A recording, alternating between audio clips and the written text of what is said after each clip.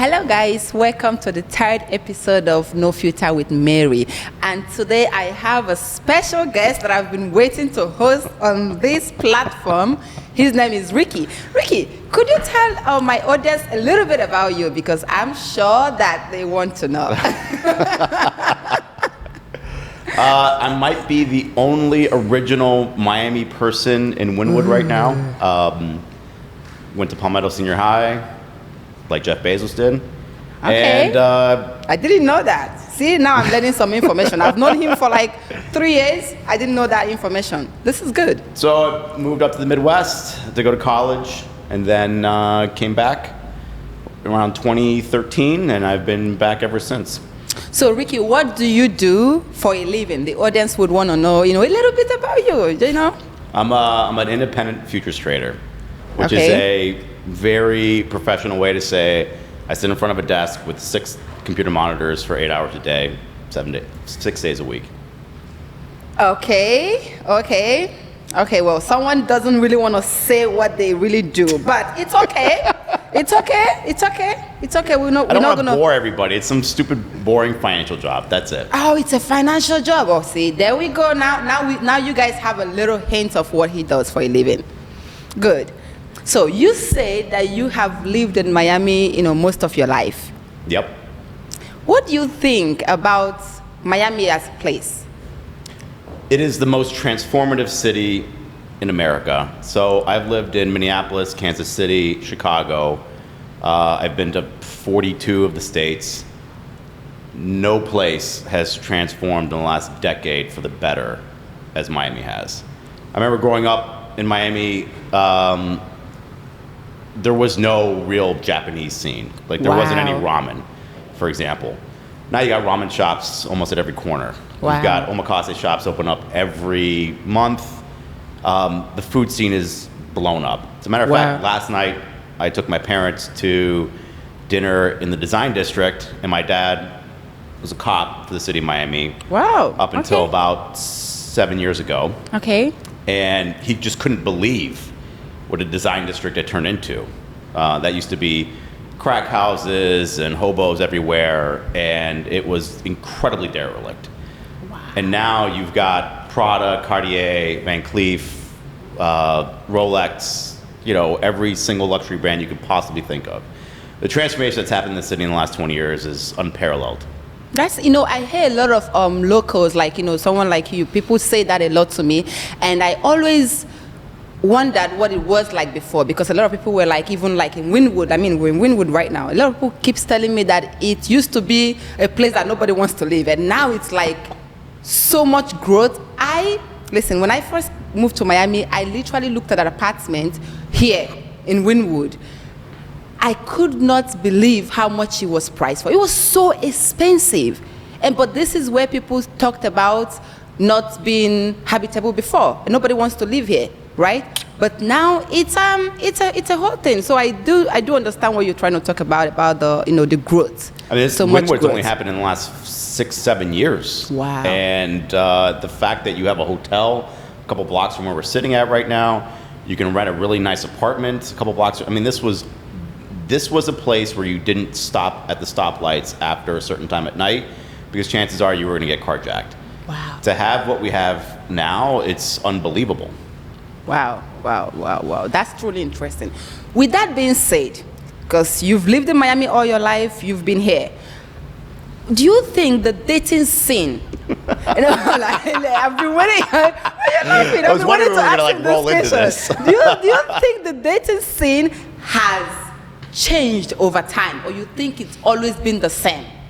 So people have to first off realize that there are multiple Miamis, and the Miami that everyone gets to see on TV and talk about on these podcasts and Instagram, that's a tiny sliver, which I call east of 95. And those who've never been to Miami, I-95 runs north and south, and it splits downtown Miami into pretty much what I call the rest of Miami, the suburbs, Kendall, Pinecrest, where really the real people grew up. That's where I grew up, right? Okay. Where you grow up, you have it's a middle class, upper middle class upbringing. You go to high school there, and then you have east of 95, which has always been transplants. It's always been first it was the South American transplants, and then, you know, the New Yorkers started coming down, and then COVID just steroid shotted everybody from everywhere started coming, and they all landed in Brickell. And the joke, they all landed in Brickell. They all landed in Brickell, and the joke is, I always tell people, it's because they don't speak Spanish, so they can't really get outside of Brickell. It's the only place in Miami where you can exist without speaking Spanish. So maybe I should move to Brickell, actually. Because sometimes in South Beach I can't really exist. Yeah, that's a whole other thing. Get an Uber. so the dating scene in like the people that live outside of that bubble, that Brickell bubble, those are real people, right? Yeah. They wake up at 6, they've got families, they're working a 9-to-5 job, you know, date night is a local joint that doesn't have to be a Michelin star. They don't even have Michelin stars up there. It's a very just normal place. Okay. It's just in Spanish. So you have you have the influx of the Cuban and Dominican and Colombian cultures that exist there. Brickell is a completely different animal. Everything east of 95 is a completely different animal. And it's always been that way, what you guys hear on Instagram and these podcasts where it's like, oh, you know, if you don't take a woman out to Komodo or I don't know, name one other stupid place or Sexy Fish or whatever, you know, they just like, oh, they're never gonna go out with you again. Like that's, you know, it's crazy. It's crazy. So have you had that happen to you before?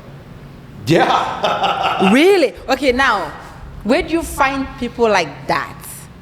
Where do you find them? Where? Yes. Everywhere. Miami Beach, it's like, so I live in Miami Beach. And everything east of 95, if you grew up here, you know what you're looking, you know how to spot these things out, right? You look at the photos on whatever the dating app is, then you go to their Instagram if they have it public, then you go and you see these photos, and now if it's all selfies and they've got fake lips or fake boobs or fake butts or whatever. We're gonna get into that. You're just like, okay, this is gonna be.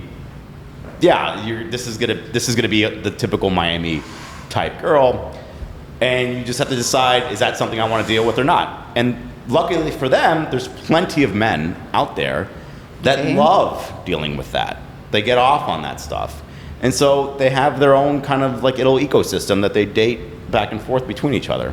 So you are literally, okay, based on what you're saying that you cannot date a girl with a lip filler.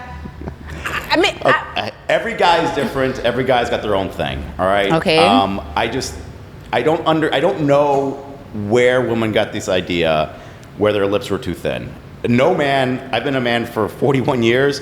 I've never heard any of my friends ever say, "Man, you know, she'd be really beautiful, except her lips are too thin." No. So I don't know where this happened. No, you would be surprised. There are actually people that listen.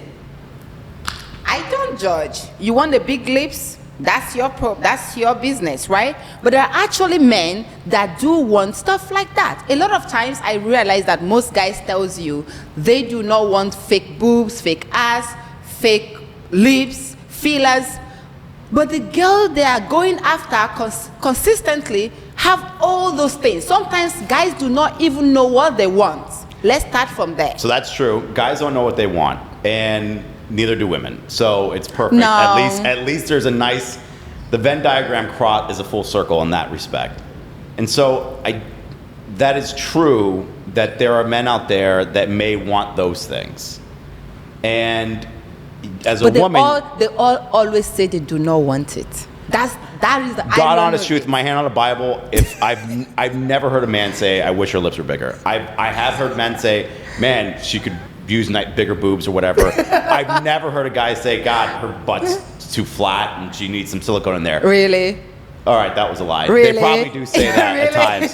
But the lip thing they'd never said before. So I don't this is one of the few cities in the nation where it's ubiquitous. And you see it everywhere. They have it everywhere though. When I lived in Chicago, this was never as prevalent as it is in Miami. You know what I saw sometime 3 months ago on the internet? I saw they were asking the question of where is the number one capital surgery of in the United States, right? Number one surgery capital. I'm pretty sure it's Utah, isn't it? Yes. Mm-hmm.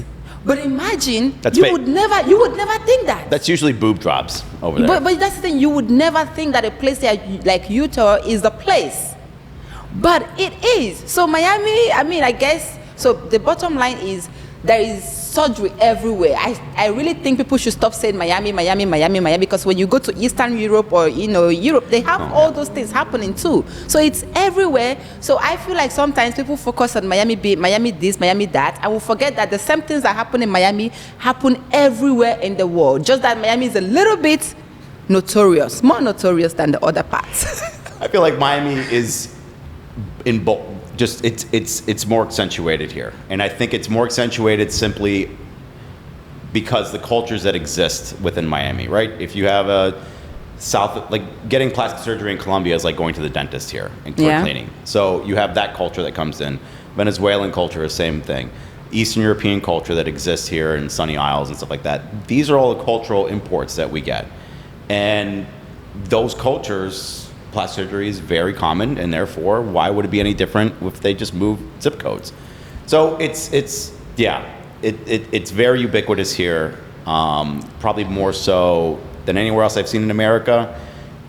It used to in the 80s it was just boob jobs, right? 80s, 90s it was boob jobs. Now okay, it's listen, if they did boob jobs in the 80s, what do you expect now? No, I know. No, now it's like they got to keep money, right? They got to. It's like we got to fix your nose. We got to fix your. Our grandparents did it. I get it. What do you expect now? And no, with that being said, right? I've always wondered. Do you think that girls that do all those things do it for a man, or they do it for their self? What's your take on that? I don't know. You know what? That is a question I've asked myself a million times. I just assume they do it for themselves, which is fine. Like, that's your own prerogative. I would hope that's the case. Okay. If you're doing it for a man, that's probably not the best reason to do something. If you're doing it for yourself, then do it for yourself. Yeah. If it makes you feel good, then do it for yourself. I mean, it is what it is, right? But if you're in love with a man, he should love you for whatever you are. Right? Do you date would you date a girl that's, let's forget the lips because I know you are big on the lips. Let's forget the lips. But would you date a girl do you think that girls that do that are not dateable? No, I've dated girls with plastic surgery before. Okay. Yeah, I've dated girls with plastic surgery. I've dated girls with the lips and boobs. Not the butt. That's a little much, but yeah, I've dated girls with plastic surgery. Why do you pick and choose? Why do you think the butt is too much, but the boobs is okay? Now, I think that's a great question. That is being biased. Because I've heard a lot of guys say, oh, the boobs is fine, right, to get a boobs jobs. So why does someone get to get a boobs jobs, but when somebody want to do their butt, you think that's wrong? Most of the butt jobs that I've seen, and I'm sure there are good ones out there, okay, but most of the butt jobs I've seen look like two watermelons walking on toothpicks, and that just doesn't look. That to me, it just looks weird. Two watermelons walking on. It just looks weird. But there are good butt jobs out there. So to your point, there are good ones out there. They're so good I didn't even notice them. Yes. Okay, so that's yes. fair. I'm not an expert. There are people that actually have their doctors are so good. I mean, if you go to some clinic in the bush, that's the only thing. That's the only thing I can think about right now, the bush. Or like a whacked up place, and you paid $1,000. You're gonna get $1,000 boobs butt. So that's why a lot of people come out now. It looks like two watermelon, like you said. So Miami is notoriously labeled as the fraud capital of the United States. The FBI has that label on Miami, and we're not going to get into that here. But about once a month, it seems like there is a story on the news of some woman going to some West Hialeah plastic surgeon. I mean, I think the last one I saw, he literally injected cement into her butt. No, and these cement? and these poor women have such complications from these surgeries that one woman, I think, got a butt job. She's 50. And now she's completely debilitated. She's in a wheelchair. That is crazy. But did you see the one that the lady that went to, I think she went to Mexico City for something. I can't remember the story, but she came back. They gave her a lot of shit she didn't ask for. And no, it wasn't the news for a long time. Wow. It wasn't the news for a long time. So there's a lot of stuff going on out there. But that's very interesting hearing you talk about the two watermelon. I would never picture it like that. I really would never. I don't know where you got that from, but that's funny. Been thinking about it for a long time. That's You see what him I'm enough gonna in be thinking Miami. about it now when I see the wrong, videos, I'm like, oh damn, that's Ricky. That's what he said. 2 watermelons. 2 watermelons. That is funny. So Ricky, dating in Miami, what has it been for you? What has it been like? It is a full contact sport. It is. It's. I know everyone complains about it, and some of the complaints are legitimate. I feel like a lot of the complaints that people have of Miami are somewhat similar to the complaints that they have about dating in Manhattan. Yeah. And I think the joke I always say is dating in Miami is like going out to eat in Miami. It's how to extract as much from you as possible with giving as little in return.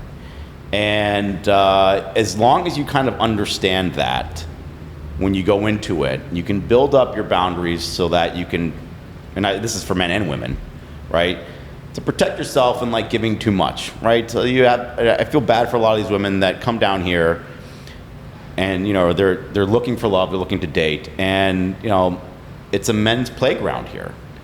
And they sit there and they give their best into a man who simply just maybe won't text them back in a proper time, or doesn't make plans a couple days in advance, or just really treating them as a side piece, because Miami is a man's playground as far as the dating scene goes. And again, it comes from the cultures that we import, right? If you go down to Colombia, you go down to Venezuela, you go down to Brazil, it's the same down there. And we import that, and therefore it's become kind of a backbone of the dating culture. And when you start bringing in other cultures, like the Russians or maybe Americans from the Northeast, that all mixes up, and it doesn't mix very well. Mm-hmm. And it's that's why I say it's a full contact sport. You have to come in here kind of as a semi-professional. If you're looking for love, if you're looking just to fuck around, this is the best place to do it. But if you're looking to legitimately settle down with your somebody, you have to make sure that you have your own guardrails up, and to make sure that if you invite somebody into your life, that they stay within those guardrails. So, in other words, dating in Miami has not been so bad for you. That's what you're trying to say. I mean, no, I don't think so. I know how to weed out certain individuals that I just otherwise wouldn't want in my life. Okay. I'll give you an example. Met this girl on whatever one of the dating apps was. It was a Friday afternoon. I didn't have any dinner plans. I asked her out to dinner. She said, yeah, sure. She doesn't eat meat, so I picked this nice seafood place on the beach. I knew it's not a very fancy place. It's middle of the road. It's very good. It's a great place. They make a great cocktail. The food's fantastic. It's a good scene, but it's not the Brickell scene. Mm-hmm. I picked this knowing full well this was a test, right? I wanted to see. Oh, it's a test. So you like to play the little test. Everybody's testing. Everybody at all times. And I had a feeling that this place wasn't going to be fancy enough for her. So at 4:30, she tells me, yeah, I'm good for dinner. I send her the reservation at 7:30 at the place, and I made a bet with a friend. Said, oh, she's not going to show up. And he goes, why? He's like, because it's not going to be fancy enough. Sure enough, 6:30, I got a text. Oh, hey, something came up. I'm not going to be able to go to dinner. Oh, my God. And I knew that was going to happen. But I'm not going to throw down $500 on a dinner for somebody who's literally just going to use me as a soup. I'm not running a soup kitchen over here. But I knew that. And this place was good. It's not a crappy place. It's right there in West Ave, Stiltsville. If you've never been, you should definitely go. I've never been there, but I've heard a lot of people talked about it. Great. Like it's good. It's great. It's great. It's not pretentious. It's one of those few places on the beach where you can go get a great meal without having the pretentious nonsense that permeates through Miami. Yeah. And And she didn't show up. She didn't show up, so that's fine. Well, Saved me money, and I went to go hang out with my buddy and spend my money there at Soho House. So that's her loss, yeah. But it's totally fine. Some men and or women would probably like, oh, what is it about me? I think what people need to understand, it's like the way people treat you has nothing to do with you. I mean, unless you're a raging asshole. That's true. It has more to do with them. So just let them show you who they are. But do you think that a lot of men encourage things like that? Absolutely. Half the restaurants in Miami would be closed if it wasn't men indulging in that type of behavior, because it's a transactional city, right? So a man will sit there and go, hey, you're good looking. I'm going to take you out to this super nice spot. I'm going to impress you with all this stuff. He might not have 2 brain cells rubbed together, but he'll pretend that he's got a couple pennies rubbed together. And, a woman indulges him with that. And it's an instant feedback loop. The most immediate feedback loop that exists in human culture is a feedback loop between genders. So the reason I asked you, do you think that a lot of men encourage that? And I'm glad I asked you that question, because I feel like I'm glad with you. Your answer is actually on point, because I feel like most time people keep saying the women. But the reality is that a lot of guys really do encourage things like that. Like, I've been on a dating app, a guy started, his opening line was like, you want to have a yacht day with me. I remember asking him, what happened to normal, regular dinner? I'm not, I can go on any boat I want to. Like, shoot, I can do that, but I don't want to just meet somebody off online and go and hop into your yacht. I'm not that kind of girl. But now imagine a lot of girls here would love to be on a yacht. They would love to say yes to stuff like that. So yes, to your point, a lot of men do lead that on. So that's like, it's a problem we're having here. I think it goes both ways. Guys bring it up. Listen, my grandmother would always say, she doesn't eat sugar, but if you put it in her food, she's going to eat it. And she will tell you, don't give me sugar again. That's fact. So a lot of girls have this as a bait. They don't probably want that. But then again, it's like, oh, this guy is throwing this, I'm going to take it.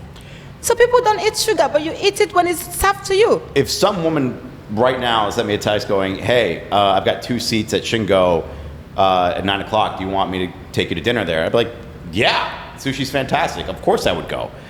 But so I agree. If you put the sugar in front of them, they're going to take it. Yeah. But at the same time, men are not, I always say this, men are like animals that you just have to train, right? Like, we only do what worked the last time. So, because it worked. And that move, let me invite you to my yacht, has worked for that guy at least once before, and he's going to continue, and because it worked, he's going to keep doing it. It has worked. I do see your point, but I would still say something, because I feel like it's probably worked, but at the same time, I don't really think it's about it working. I think it's about the men that has nothing to offer. Because most people, there are a lot of guys that I've seen or talked to, they have nothing to offer. All they can offer is their money. Now, don't get me wrong, I like money. I'm Nigerian. Like, I love money. I do not hate money. But guess what? If the money is all you got, I don't want it, because that means you have no value, you have nothing to pour in me, and I do not want it. Do I like fancy bag? I like shit like that. Yeah, I'm going to be an hypocrite if I said that I don't like that. I would lie. I like shit like that, but then again, if that's all you have, and a lot of these guys in Miami, they have nothing to offer apart from the wallet. And some girls do not care. You buy me a bag, simple, that's it. So I legitimately would not blame a girl that is on that time frame. I mean, they get something out of it. For the most part, they can sell it. I don't blame them. Like, what works for who? Whatever. So to your point, yeah, I agree. Those men have nothing to offer. Yeah. Typically, women that take those invites also have nothing to offer, and so that's why they exist in their own little ecosystem.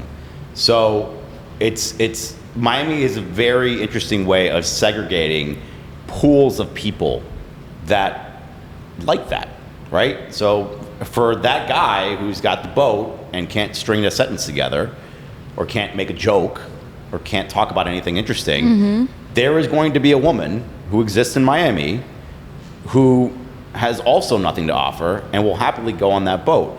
And that's how Miami kind of segregates these little pools. And, you're as a man, because that's all I've ever been. I know it's 2025, we can do different things now, but I'm happy that exists, because it keeps me out of that pool, right? I never have to deal with that woman that's going to go on that yacht is never going to come into my space. Not because I'm not inviting her. It's just I won't even exist on her radar. You attract, you attract what you want, Well, right? yeah. And so I'm happy about that. If that woman has married up with that guy, great.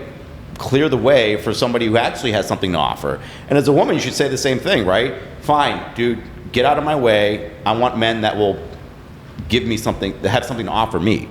You know, that point you raise is very valid and solid, but there's something when you're talking, I keep thinking about something. You know, when I did the sugar reference, right? Like my mom, no, really, my grandmother would eat, right? Would be like, oh, I don't like this food. She finish it, like, don't give me this next time because it's bad, whatever.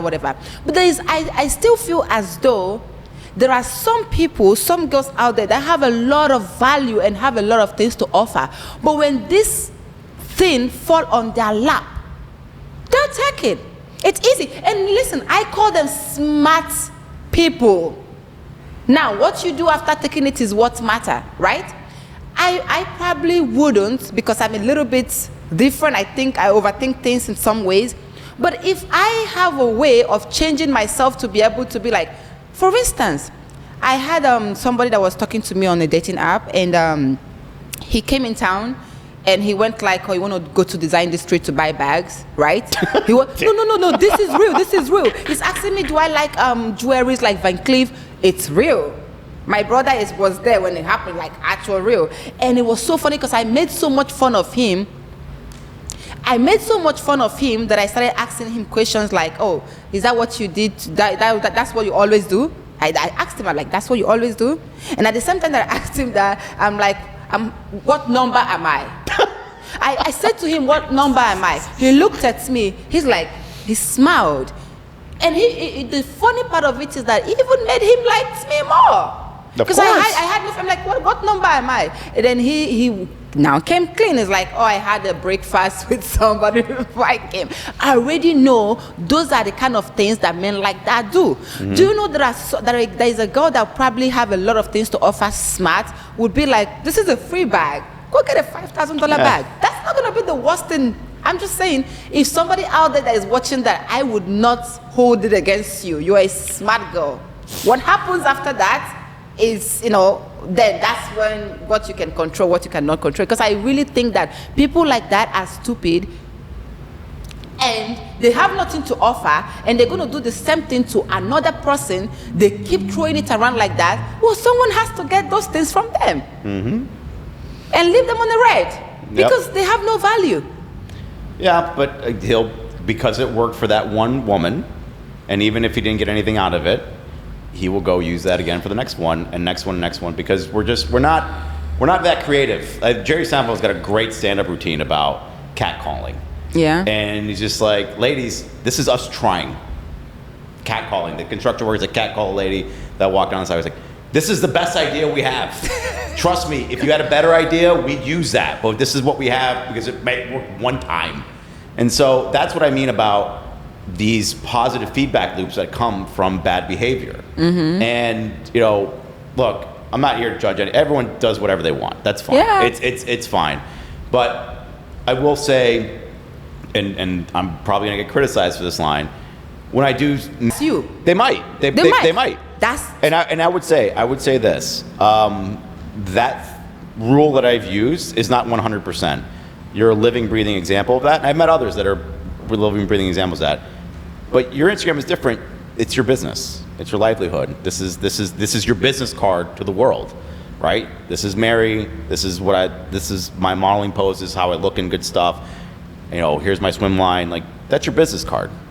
But some people that would still think like that when they look at my stuff. I agree. But there are other people who have 1,000 followers that wish their Instagram looked like yours.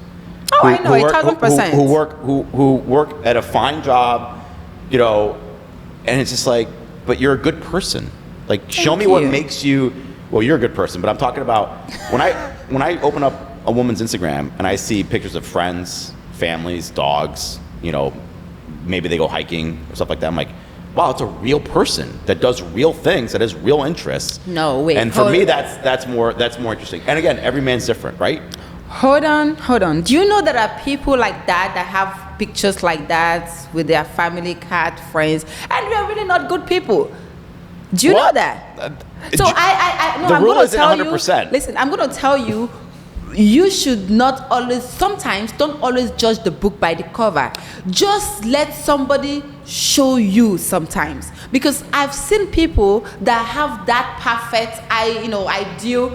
Shoot, I know people that sometimes like you. That's why we're not close. They go out in a particular place. We're out there, and maybe the person is talking about they don't like a certain thing. They're like, oh my God, I don't like it too. Right? And I know this person, I know that they like this. This is what they do. Like, I had one that was social media. They were talking about social media. The girl went like, oh, I do not like social media. I was like in my head, bitch, what's going on here? And the guy is buying it. She's selling it. Because a lot of women, no offense, no hate, but a lot of people are so fake.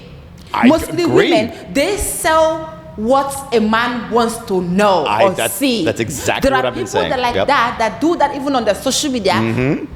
Do the whole good girl thing, but they are really not good girls. Yeah, you need to. I think people need to start giving people more chances. Stop judging the book by its cover. Go out, have a drink with the person. Don't always be like, oh, there's a yacht picture, because you never know. I'm telling you, I had this experience. I had a date. I met this guy on a dating app. We went on a date. He was all lovey-dovey. I had the feeling something was off, and I always listen. When your guts tell you something, do not. Just listen. Was it a first date? No, it wasn't on his first date. On a second date? It was like maybe third date. But something in me just feel like he was consistent. He seemed too normal. Something in me felt like, no, he seemed too normal. Listen, when it's too perfect, there is something. I mean, not all the time. Something in me kept telling me there is something off about this guy. I just didn't know what he does. The whole perfect thing. He want to do picnic. He wants to do all the perfect thing. He wants to go to poetry class and shit like that. I was like, poetry class. Yeah. Red flag. I just felt like there was something off, and I wasn't wrong. Fast forward, it turns out he was talking to another friend of mine. Really? This is real. Actually, it was the whole thing. Like, I was talking to a friend of mine while he's telling me he stopped talking to people. When he was telling me he stopped talking to people, I was telling him to his face, oh, I'm still talking to people. I did tell him, I was like, I still talk to people because I just met you, and I'm being honest, right? Mm-hmm, you should be. And I was like, I don't want to deceive you. And he's like, oh, I stopped talking. He's like, at this point, he's trying to deceive me, and I felt like something was off. One day later, I was telling my friend a story about this guy, how I found out that I know his ex-girlfriend, and we're not friends. Me and the ex-girlfriends are not friends, right? We're not friends. But I was telling my friend, do you know how small this world is? It turns out that this guy is talking to me. I know. And she called the name of the guy. I was like, hold up. I only called to give her a tea about some guy I'm seeing that I don't know what this is going to ever. And she immediately calls the name of the guy. That's great. And I was like, what? So this is a typical Miami story. This is a typical Miami story. He wants to take me out on a date. The same day. He texts her, he texts me. Oh my gosh. He doesn't know. It was so funny. Oh, it's great. We were gonna show up. And that's did you? We were gonna show up in the same restaurant. This is real fact. We were gonna show up in the same restaurant. We planned it. Well, it didn't. It ended up that the restaurant was closed. So what we did is she made a FaceTime call, right? Oh, great. And I popped up, and he was like, oh my God, Mary, I really like you. I'm so sorry. She's just a friend. Oh God, I'm like, what a lie. Really? She's just a friend, and you're texting her to go out with her someday and asking me if I like something? And this guy swore to me that he was done with talking about it. Anyway, my point being is, first of all, he was pretending. But the reason I called my friend to tell my friend about him, this sounds funny, but it's real life story. The reason I called my friend to tell my friend about him was because he had told me that the girl he was dating that I knew were not friends, he broke up with, was an escort. He found out. Oh, nice. Nice. So he found out he was an escort, and he broke up with her. Right? And he's telling me this, and I'm calling my friend to tell my friend, oh, look at this guy is telling me this. And my friend is telling me, oh, I know the guy. So this is a very, and this is why I said earlier, like it's a very tough place for women to date, good women to date, because this is so stereotypical of Miami, right? It's the guys who have the rosters and they're juggling 3 or 4 or 5 women during a week, which I don't even know how they can do that. Like one woman's plenty hard enough as it is, and you think that you're exclusive with this guy. He's lovey-dovey and all this stuff, and he's doing all the right things because he's a professional, right? Yep. He's a professional dater. Trust your guts. And I feel bad for good women out there because the city will turn them into jaded women that are very angry because they will encounter men like that. Yeah. Who will ruin their trust in basically everything that they should have trust in. See, that's why I said, when I found out about this, I said to myself, he's complaining to me that the ex was a sex worker that he found out. I said to myself, they deserve each other. He should go back to his ex. Well, they deserve each other. Yeah, because might as well. what's different from what you're doing and what she's doing? Nothing. I'm like, go back to your ex. You guys deserve each other. But to my point, what brought the whole good thing, what brought this topic up was the good girl thing. The ex, when I knew her, we're not friends. She always, when we go to stuff events, she always dressed so modest, so classy, refined. You would never think, right? Mm-hmm. I'm always the one that's like, I'm always half naked. Like, believe me, I love to be naked. I like my skin. I like my body. I want to be able to be sexy right now that I'm young, not when I'm old. I don't want to be a grandma that's old is trying to why do I look like this if I cannot show, feel it and enjoy it? Of course you should. And you feel good. When you look good, you feel good. And when you want to wear something, don't let anybody tell you what you can do and cannot do. Oh, absolutely. I have cousins that have at times told their woman to dress a little bit more honest. I'm like, dude, have her dress as sexy as possible. She's walking in there with you and she's walking out with you. Yeah, I mean, you can still dress, okay, to the point, you can still dress sexy, but very classy. Of course. I'm always even when I'm very sexy, I'm always classy. You cannot find me not classy. You can be sexy, sexy, but a little bit classy too. It's very important. There have to be a balance. There is nothing like trashy. That's no for me. Harnessing the feminine energy through clothes is it's unbelievable. Beauty, it's beautiful. You have to be able to enjoy that, explore it, and stuff like that. Yeah, it's great. It's a great way to exploit femininity and show your prowess and all that. I don't understand some of the fashion trends that have moved away from that. It's not about becoming, being objectified. It's about knowing how powerful beauty is in a very, visually stimulated world. And if you can harness that as a woman and hold respect, you're unstoppable. Yeah, that's true. That's true. Well, thinking about that just made me something just came to my head. Have you ever had a bad date? Have you gone to a restaurant? Because I have. You go to a restaurant and you're like, there was nothing to talk about, right? It's like, hey, hi, how you doing? Yeah. Have you had that moment? Yeah. I've had dates where I can hold a good conversation. I like to ping pong back and forth, especially the first date. Just try to loosen things up, make self-deprecating humor, just make jokes about everything, and I'm not a super funny guy, but every now and then I get a chuckle, at least. This girl was talking to wallpaper. And I was just immediately I just knew, we got to get this thing over with.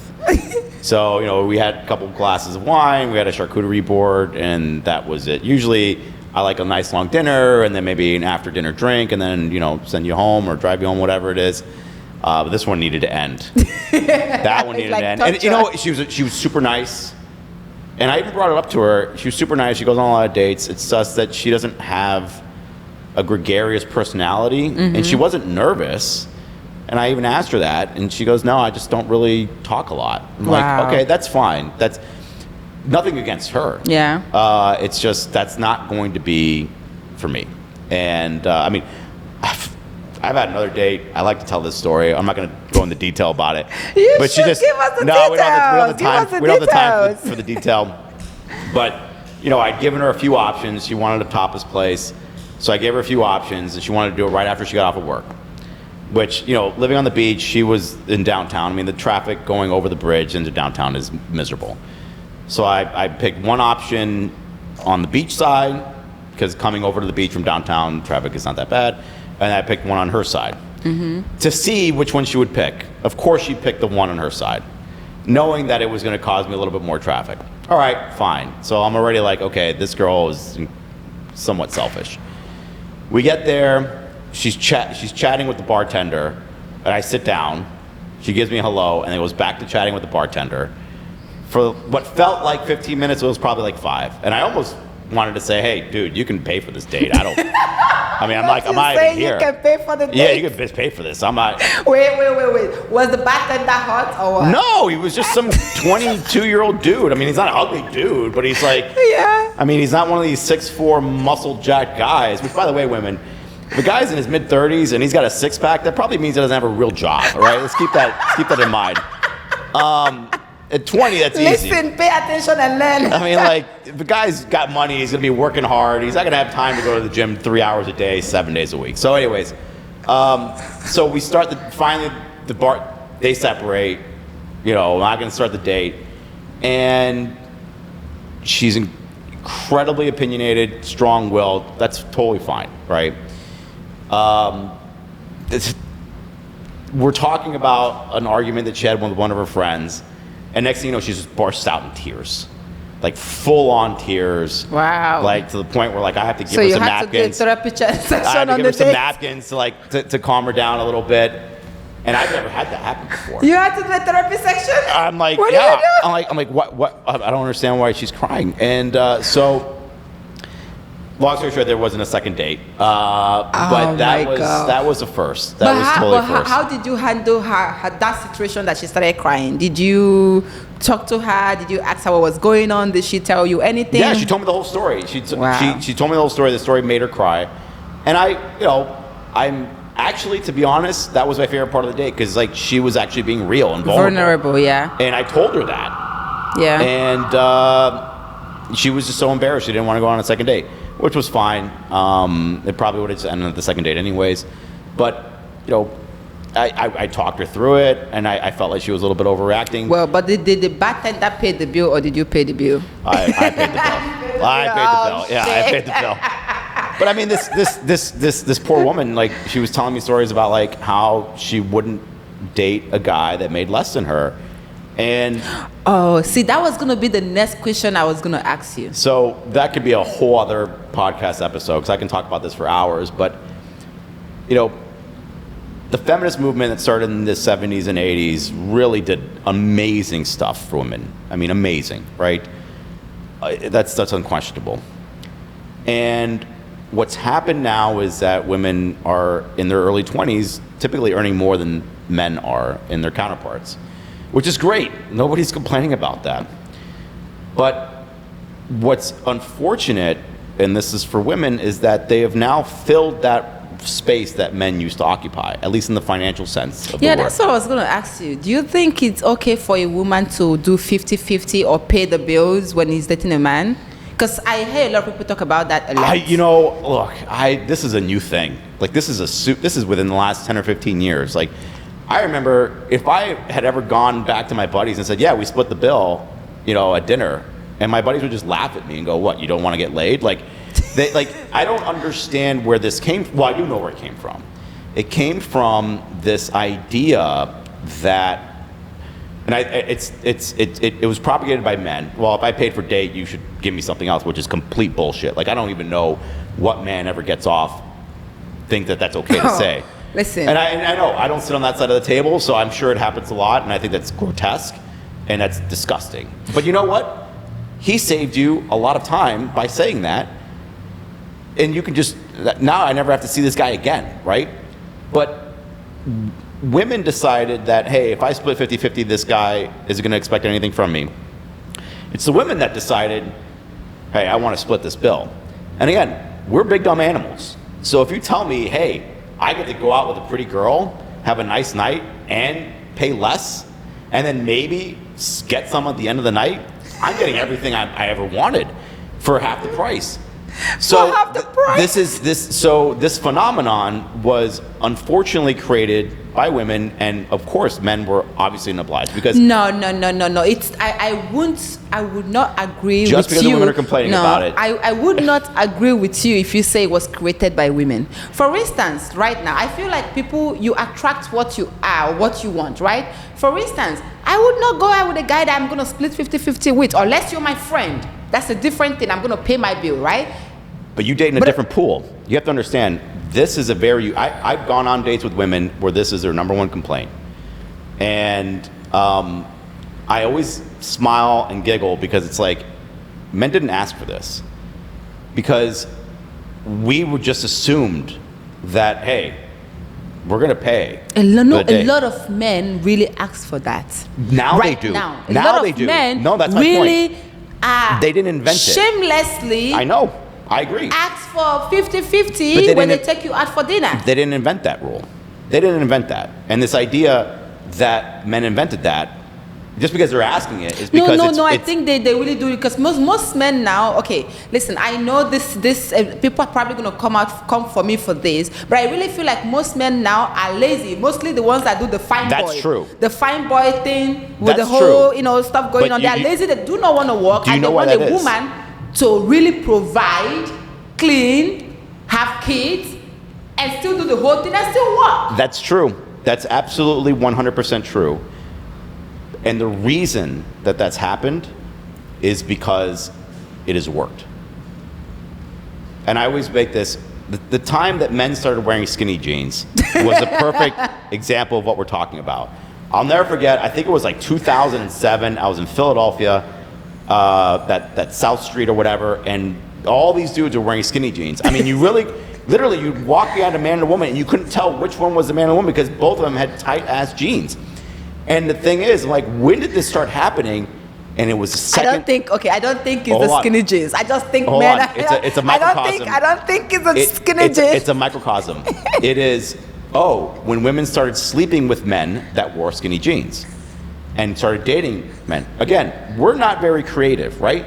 So if we see that something works and that dude is getting what I want, I'm just going to do what he's doing. So what ended up happening is that men were able to become more lazy. Twitter or Tinder came on stage in 2013, all right? So it's 12 years ago. And all of a sudden, I didn't have to go to a bar and buy drinks and strike up conversations with women that are either going to throw their drink in my face or never call me again or yada, yada, yada. I can sit on my couch in my underwear with Cheetos, swiping with my thumb left and right. Yeah. And all of a sudden, I'm chatting up with a girl. Boom. Life's easy, okay? Now, they're making more money than me. I'm 25 years old. Okay, now she wants this, like, I'm in control here, let's split the bill.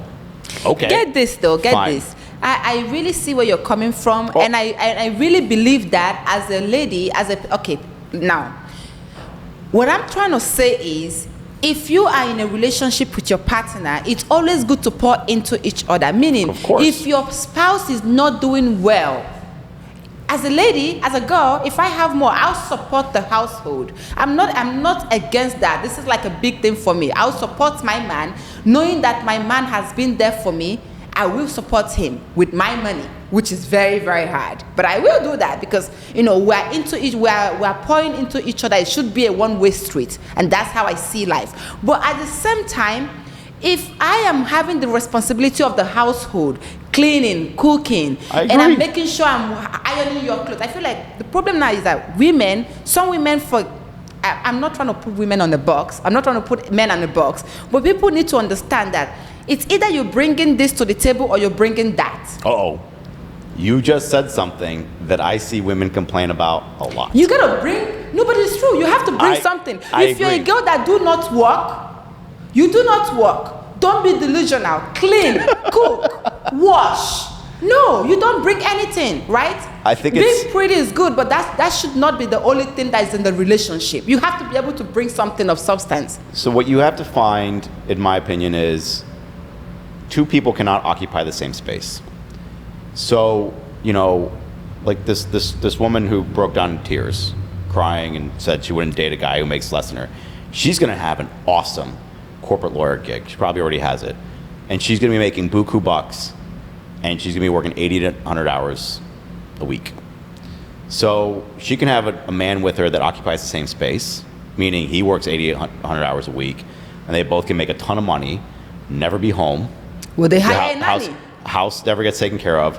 They hire a nanny, and then your kids brought up with a nanny. And that's fine. You have to pick one. You have to pick one. I agree. You have to pick one. You can have it both ways. That's what she's gonna have. Okay. Yeah. Either she has that, or she has a guy. She's gonna find that. That's what she's gonna find. She's not gonna find a guy because she already will not respect a guy who makes less than her. Well, there are guys that are willing to be a housewife right now. She won't. But like, and I'm not trying to pick on her. What I'm simply just suggesting is that if you want to occupy a space within your relationship, then you need to find somebody who occupies the opposite space. The opposite spot. So you need to find, the word I like to say is somebody that is the sand that fills your cracks, right? So like, for example, I like to cook. Yeah. And my ex doesn't, even though she made an awesome salad dressing. So her job was always to make the salad dressing. Her salad dressing was phenomenal. I loved it. You could put it on literally anything and it would taste amazing. And she loved that. And I remember very early on in a relationship, I would cook us dinner and she goes, "Oh, let me clean." Of course I'm gonna say no, because it's my house, let me clean. And she was very forceful about it. Yeah. And that's when I realized this is how she wants to contribute. She got forceful about it. I said, that's great. And that was the role that we played. You know, she'd come over 3 or 4 times a week. I'd always cook dinner. I'd cook. She'd clean the kitchen, put it up. I'd go shower. And by the time I'm done with the shower, she'd be sitting on the couch and be watching something together on TV. There are other things too that she did. And that's when she allowed me to fill a space, and I allowed her to fill another space. So, but every person's different, right? If that corporate lawyer woman, maybe, I don't know what space that she wants somebody else to fill, but it would be very hard for me to fill her negative space. I've gone out with women where we're very similar, and that's not a good thing either, because again, we're trying to fill the same space. We had my ex and I were flying back from Canada one time, and our flight was delayed for 4 or 5 hours, and then it was canceled. A lot of, I don't know, but she did a great job of just letting me run the show. While everyone went to the ticket counter to get re-ticketed, I made a hotel reservation at the airport hotel, knowing full well that now there's probably 100 people that need a hotel room. And I just told her, hey, just follow me. And she did. And she just knew that no matter what, it was all going to be taken care of. Yeah, she trusts you. And she trusts me to make the decisions. And everything was taken care of. We got, luckily, on the next flight. And it was never, we weren't trying to butt heads. That is amazing, because that's like, I really think that's the power of synergy, right? That's the word I would use, because synergy is like when you bring two things, right? You guys are pouring into each other. Yep. She knows her role, and you know your role, even though you didn't have to talk about it. It's just an automatic thing. So to my point, if you are a girl that do not like to cook, clean, or whatever, right? Find a guy that is okay with that. Don't end up with a guy that wants a girl that loves to cook, clean, and maybe still work, and you complain that he doesn't do anything for you. You know what? That's where the problem is. There has to be a balance. You have to find someone that is looking for you. That is true. That's absolutely true. But then there comes the malleability of the other person, right? Where you come in with these tools into this relationship, and a lot of times those aren't enough. So you have to figure out, okay, this person's not really good at this. Mm-hmm. Let me figure out a way to either help that person, or like, okay, for example, I have a man who doesn't cook, and I hate cooking, but I really love him. Maybe I can learn how to make 4 or 5 dishes for him. Do you know that we can take out the rest? Hold on. And he will love that. Vice versa. I have a woman who doesn't like to clean. Maybe I can be a little bit cleaner. Do you know that love is not enough? No, it's never enough. But it's. Do you know but that? That's my point. Do you know that at the beginning, I'll still say this: if you are looking for, like, find someone that match you, that the other person that feels you or that fulfills you, because people that have this whole notion that love is amazing. You shouldn't be with somebody you do not love. But let me tell you, if you are getting with somebody or being in a relationship with somebody or looking for a spouse, do not rely on just the feeling or the love. Oh, no, that's you silly. have to make sure that those fundamental things that are important to you is important to those people. Because it's not about now, it's about the future. It's about tomorrow, because when that feeling starts dying down, the whole lovey-dovey little cat, situation when they first meet, it's a beautiful thing. When that thing dials down, what carries it is the fact that you guys have this synergy and agreement and understand each other, and those box ticks are checked. Because when those things are not checked, that's when the real shit comes in. That's where the real shit comes in. So don't tell me the whole thing about love and that. No, love is amazing, but make sure you find somebody that has that quality you're looking for. Because at the long run, that's what takes the relationship further. That's when it's like, because I was married before. I was married for 7 years. A lot of people do not know that about me. But I realized that, loving somebody, you can love somebody. Eventually, you start living like roommates, right? Mm-hmm. All those things are gone. What keeps the marriage from that point, from the point A to the point B, is the fact that you guys understand each other, and maybe that little box says that the person that is really important for the other person is there. Because when you don't have that, that's when it falls all apart and it crumbles. Because at this point, it becomes like, it has to work. Like, okay, this person there is no love, but everything is just still fine. It's very important. That's what I say. I think it comes, and this is what happens when you get a little bit older. It gets a little bit more difficult, where you start getting very set in your ways, and Exactly.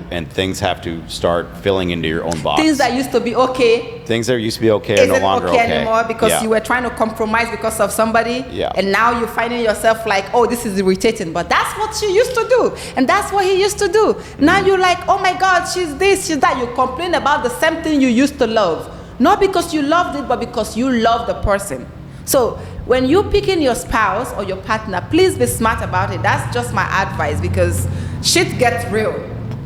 Would you say picking your spouse on a yacht is a good idea? It's not about the yacht. No, it's not about the yacht. Well, you can pick, listen, it's not about the yacht, but you can pick your spouse in the yacht if that's what you want to. But it's about the person. Because there are people that really have more to offer. Even I have a lot of friends that are so great that they have money, but they're still great. And a lot of people that I know that are douchebags, they don't even have money. They're even like, maybe they're still upcoming, but they're douchebags. I remember one time I was talking to my friend in Nigeria. She was saying something about how she was talking about humbleness, right? She's talking about how she was helping doing this. I remember saying I said this to her, listen, I do not know if you're humble or not, or if you're good. I know she's a good person. I did not know if you're humble or not. A lot of people you see, poverty make them humble. Mm-hmm. When you have money in your bank account, you're not broke and you're humble. Yes, you are humble. It's real. Because a lot of people are not humble just because they are broke. You have to be humble. Imagine being broke and you're not humble. Vicky, what advice would you give to your younger self and to my viewers watching?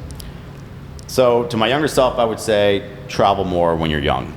You're more malleable when you're young. You can deal with a lot more things that are uncomfortable, and you're wildly more open to new ideas, new experiences, and it will create synapses in your brain that make you change the way you look at the world. As far as your viewers go, the advice I always give, or I always say to men, plan the date. Plan the date. Plan the date. Plan the dates. Listen. Show up and be consistent.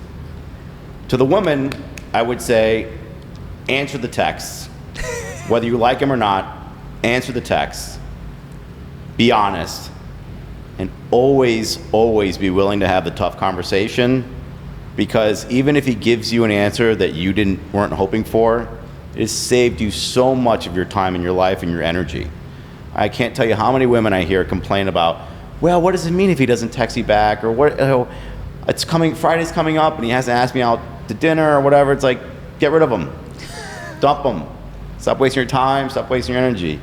And men, don't be lazy. Like, it's not that hard, especially this day and age. Like, all you gotta do, have 6 different restaurants that you like, that fit your budget, that are good food. That's it. And if that's not fancy enough for her, great. She just saved you your time and your money. Go find another one. Go find another one. That line. That is funny. Well, guys, thank you guys for tuning in today with No Filter with Queen Mary.